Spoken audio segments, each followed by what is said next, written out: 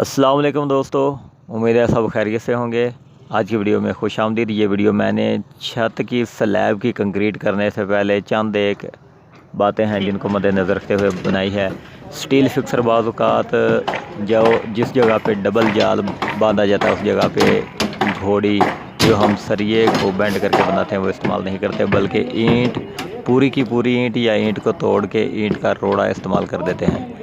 تو یہ خاص طور پہ اس اینٹ کے ٹکڑے کو روڑے کو جال میں سے نکال دینا چاہیے، اس کو ایز اے اسپیسر استعمال نہیں کرنا چاہیے، کیونکہ ایک تو اس میں مسامیت بہت زیادہ ہوتی ہے، دوسرا یہ کنکریٹ کے مقابلے میں بہت زیادہ کمزور بھی ہوتی ہے۔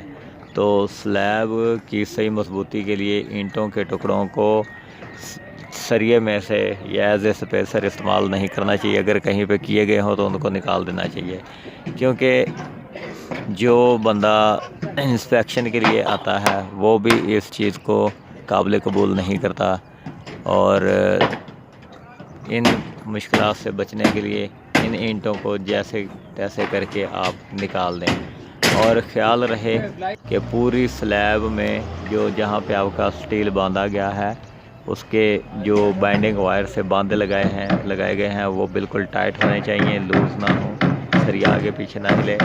اور دوسری بات کہ سپیسر جو آپ لگاتے ہیں کور دینے کے لیے کنکریٹ کا، اس کا خاص خیال رکھا جائے، وہ برابر فاصلے پہ لگائے جائیں، اور اتنے فاصلے پہ ہوں کہ آدمی جب اس کے اوپر چلتا ہے یا کنکریٹ دوران کنکریٹ سریا بیٹھ کے جو آپ کی شٹرنگ والا پھٹا ہے یا آپ نے پلائی استعمال کی گئی ہے اس کے ساتھ ٹچ نہ کرے۔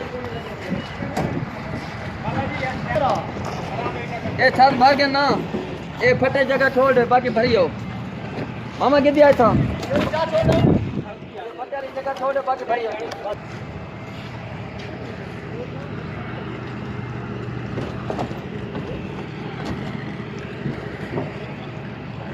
سلیب کی پورنگ کرتے ہوئے کنکریٹ کی ورکبیلٹی جتنی زیادہ بہتر ہوگی آپ کی سلیب کی فنشنگ اتنی ہی بہتر ہوگی۔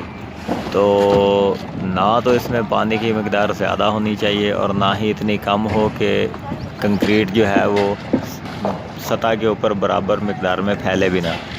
تو اس کو کینڈا بنا کے پراپر، اگر 6 انچ اس کی تھکنس ہے، 5 ہے یا 4 ہے، جتنی بھی ہے تو اس کا کینڈا بنا کے اس کو پراپر طریقے سے اس کی تھکنس کو بھی مد نظر رکھا جائے، اس کی موٹائی پوری سلیب پہ ایک ہی آئے، سوائے اس جگہ پہ جہاں پہ تھکنس چینج کی گئی ہو۔ اگر آپ سائڈ پر ہی کنکریٹ تیار کر رہے ہیں، مطلب آپ نے مکسر لگائی ہوئی ہے، تو جو ریشو آپ کو دی گئی ہے تو اسی ریشو کے مطابق پراپر میٹیریل کا استعمال کریں، تبھی اس کی اصل سٹرینتھ جو ہے وہ کنکریٹ کی ملے گی۔